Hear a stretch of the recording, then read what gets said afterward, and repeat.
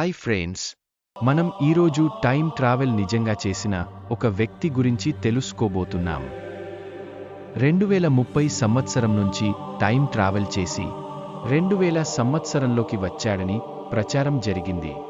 అతను అమెరికా మిలిటరీకి చెందిన వాడని చెప్పుకున్నారు. అతను భవిష్యత్తులో ఏమేం జరుగుతాయో ముందే చెప్పాడని ప్రచారం జరిగింది. అతను చెప్పిన వాటిలో అమెరికాలో న్యూక్లియర్ కూడా ఉంది. అయితే ప్రైవేట్ ఇన్వెస్టిగేటర్లు ఎవరి జాన్ టిటర్ అని లోతుగా అధ్యయనం చేశారు. ఏ వివరాలు కనుక్కోలేకపోయారు. దాంతో ఇదంతా వట్టి బూటకం అని, అసలు జాన్ టిటర్ అనే వ్యక్తే లేడని తేల్చేశారు. ఫ్లోరిడాలోని ఓ ఎంటర్టైన్మెంట్ లాయర్ తన సోదరుడు కంప్యూటర్ సైంటిస్ట్ మోరీతో కలిసి జాన్ టిటర్ అనే పాత్రను సృష్టించినట్లు 2009లో ఓ పరిశోధన అంచనాకి వచ్చింది. అసలు జాన్ టిటర్ ఉన్నాడా లేదా అన్న ప్రశ్నకు ఖచ్చితమైన ఆన్సర్ లేదు. అదో మిస్టరీ. దానికి సమాధానం 2036లో లభించే ఛాన్స్ ఉంది. ఎందుకంటే జాన్ టిటర్ అదే సంవత్సరం నుంచి టైం ట్రావెల్ చేసి వెనక్కి వచ్చాడని అనుకున్నారు కాబట్టి. 2000 నవంబర్ 2న టైం ట్రావెల్ ఇన్స్టిట్యూట్ ఫోరమ్స్లో జాన్ టిటర్ మిలిటరీ సింబల్తో మొదటిసారి కొన్ని పోస్టులు వెలువడ్డాయి. వాటిలో ఎక్కడా జాన్ టిటర్ పేరు లేదు. కానీ టైం ట్రావెల్ 0 అని ఉంది. ఆ పోస్టుల్లో టైం ట్రావెల్ అంటే ఏంటి, అది సాధ్యమేనా, దానికోసం ఎలాంటి టైం మెషిన్ కావాలి, అది ఎలా పనిచేయగలదు వంటి అంశాలపై ప్రశ్నలున్నాయి. దానిపై చర్చించాలని పోస్టుల్లో కోరారు. తెరపైకి అతని పేరు 2001 జనవరిలో జాన్ టిటర్ పేరు తెరపైకి వచ్చింది. టైం ట్రావెల్ 0 పోస్టులను ఆర్ట్ బెల్ BBS ఫోరంలలో పోస్ట్ చేస్తున్నప్పుడు ఆ పోస్టులకు సంబంధించి ఖచ్చితంగా ఎవరు పోస్ట్ చేస్తున్నారో వారి పేరు ఉండాలని రూల్ ఉండటంతో జాన్ టిటర్ అనే పేరు వెలుగులోకి వచ్చింది. ఆ పేరుతో పోస్టులు మార్చి 2001 వరకే కనిపించాయి.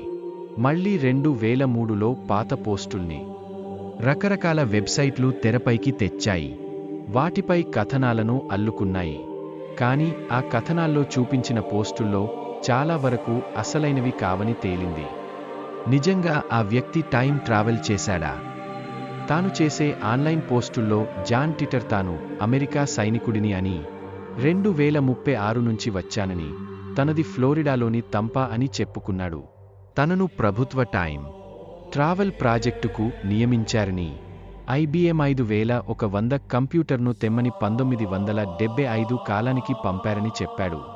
ఆ కంప్యూటర్ ద్వారా 2036లో 1975 నాటి కంప్యూటర్ ప్రోగ్రాంలను తిరిగి పరిశీలించాల్సి ఉందన్నాడు. ఎందుకంటే 2038లో కంప్యూటర్లకు అతి పెద్ద సమస్య రాబోతోందని, దాన్ని సెట్ చేయడానికి IBM 5100 కంప్యూటర్ అవసరమవుతోందని చెప్పాడు. ఆ సమస్య వైటుకే లాంటిదని మనం అనుకోవచ్చు. అందుకే ఆ సంవత్సరాన్ని యూనిక్స్ సంవత్సరం అంటున్నారు. IBM 5100 computer APL basic programming లాంగ్వేజీల ద్వారా పనిచేస్తుంది. 1975 నుంచి 2000లోకి ఎలా? ఈ యూనిక్స్ ప్రాజెక్టుకు సంబంధించి తనను ప్రత్యేకంగా ఎంపిక చేశారని, ఎందుకంటే తన తాతగారు 5100 కంప్యూటర్ని అసెంబ్లింగ్ చేయడం, ప్రోగ్రామింగ్ చేయడం జరిగిందని తెలిపాడు. ఈ సందర్భంగా కంప్యూటర్కి సంబంధించి కొన్ని ప్రత్యేక లక్షణాలను జాన్ టిటర్ తన పోస్టుల్లో వివరించాడు. తద్వారా ఆ పోస్టుల వెనక ఎవరో కంప్యూటర్ సైంటిస్ట్ ఉన్నారనే అభిప్రాయం కలిగింది. మరి 1975కి వెళ్లాల్సిన జాన్ టిటర్ 2000 సంవత్సరంలోకి ఎందుకొచ్చాడనే ప్రశ్నకు అతనో సమాధానం చెప్పాడు. భవిష్యత్తులో జరిగే సివిల్ వార్లో తన కుటుంబ సభ్యుల ఫోటోలు పోయాయని, అందుకే వాటిని తీసుకునేందుకు 2000 సంవత్సరంలోకి వచ్చానని చెప్పాడు. గ్రహాంతరవాసులు నిజంగానే ఉన్నారా? ఈ సందర్భంగా గ్రహాంతరవాసులు ఉన్నారా అనే ప్రశ్నను ఓ ఆన్లైన్ సబ్స్క్రైబర్ స్పందించగా 2036లో కూడా ఈ ప్రశ్నకు సమాధానం దొరకలేదని జాన్ టిటర్ చెప్పాడు. ప్రజల్లో మాత్రం ఆసక్తి ఉందన్నాడు. 2036 తర్వాత భవిష్యత్తులో ఎగిరే పళ్ళాలు కూడా టైం ట్రావెల్ యంత్రాలతో మరింత భవిష్యత్తులోకి వెళ్ళగలవని అన్నాడు. టైం మెషిన్ ఎలా ఉంటుంది?